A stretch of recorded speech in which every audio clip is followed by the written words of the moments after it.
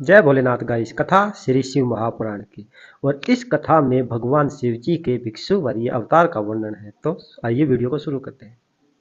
विदर्भ नगर में एक बार राजा सत्यरथ हुआ और वह राजा बहुत बड़ा शिव भक्त था। एक दिन उसके राज्य पर शत्रुओं ने आक्रमण कर दिया और उसे मौत के घाट उतार दिया। और उसकी पटरानी जो गर्भवती थी शत्रुओं से छिपते हुए जंगल में चली गई और वहां पर एक वृक्ष के नीचे उसने एक पुत्र को जन्म दिया। इसके पश्चात वह प्यास से व्याकुल होकर एक नदी पर जल पीने के लिए गई, परंतु जल में उसे एक मगरमच्छ ने खा लिया और उसकी वहीं पर मृत्यु हो गई। और वह बालक जोर जोर से रोने लगा।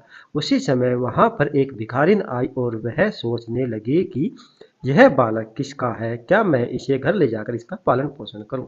तो उसी समय वहां पर भगवान शिव जी एक भिक्षु का रूप धारण करके आए और कहने लगे कि तुम निसंकोच होकर इस बालक को ले जाकर पालन पोषण करो।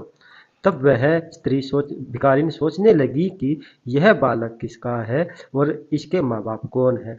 तब भिक्षु बने भगवान शिव जी ने कहा कि यह राजा सत्यरथ का पुत्र है, परंतु इसके पिता को शत्रुओं ने मार दिया है और इसकी माता को मगरमच्छ ने खा लिया है। यह सुनकर वह भिखारिन बहुत दुखी हुई और भिक्षु बने भगवान शिव जी से पूछने लगी कि इसके माता पिता की ऐसी दशा कैसे हुई, कृपा करके आप मुझे बताइए।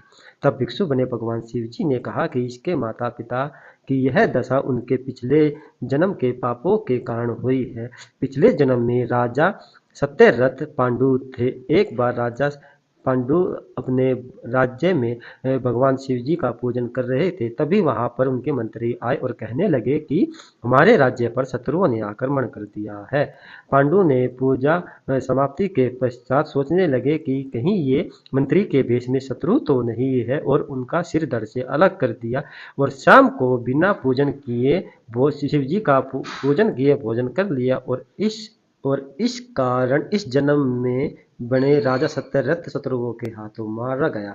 और राजा सत्यरथ की पत्नी ने पिछले जन्म में अपनी शौक को भोजन में जहर देकर मारा था और इस जन्म में उसे इस पाप के कारण मगरमच्छ ने खा लिया।